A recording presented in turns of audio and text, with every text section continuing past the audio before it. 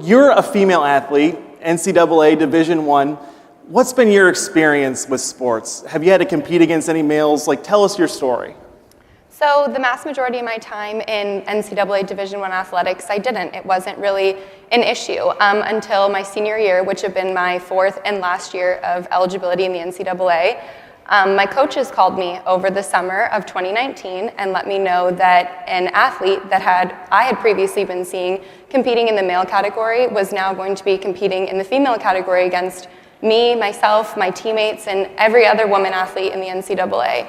And it was really just a discouraging moment for me to hear that someone that had been running not only 10 seconds faster than me in my event, but running a world record time for women previously as a male, now competing against us as females, was really just an interesting kind of situation, and it was really hard to, understand. What is female sports going to look like in 10 to 20 years if we don't stop these guys? I feel as if women are going to be watching their own sports from the sidelines. We're no longer going to be wanting to compete in sports where we don't feel as if we're competing on a level playing field. The reason that I decided to speak out about something like this is because fairness in women's sports is so important to me. And if we're allowing biological males that possess physiological advantages over biological females to compete in the female category, we're no longer going to be interested in competing and being a part of sports, which is such a big part of my identity, as well as other females across the nation as well. And so if we continue to allow this to happen, things like Title IX are just going to be reversed, and women aren't going to want to be in competitive sports anymore, and it's just going to completely go against what we stand for. And so it's kind of upsetting to see. I work full-time now, and so I'm waking up at 5:45 in the morning. I'm going to practice for 2 hours.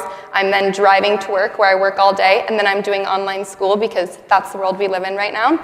And I'm spending the amount of time that a typical person would at work, but I'm also doing the same thing just because I want to be as good as I can at my sport. And so to know that I'm sacrificing things that other students don't have to sacrifice, like as silly as this sounds, never had a spring break. That's a time where I'm either training or competing. I'm not going out on vacations with friends. I'm not doing any of these things because I'm sacrificing as much time as I can because I'm dedicated to being the best that I can in my sport.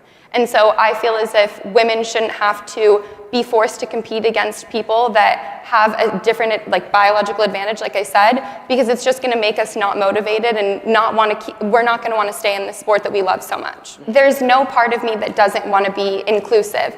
Obviously, I'm looking for proposed solutions that would create inclusion for everybody, but not at the exclusion of biological women. We can't just have...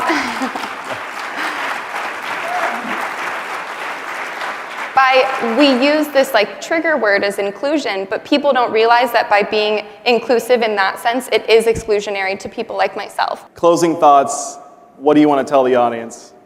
Just that you need to listen to people like myself that do have stories, because as you've said before, that when you come out and speak about things like this, people just all of a sudden come up with all of these different negative titles as to why I'm talking about it.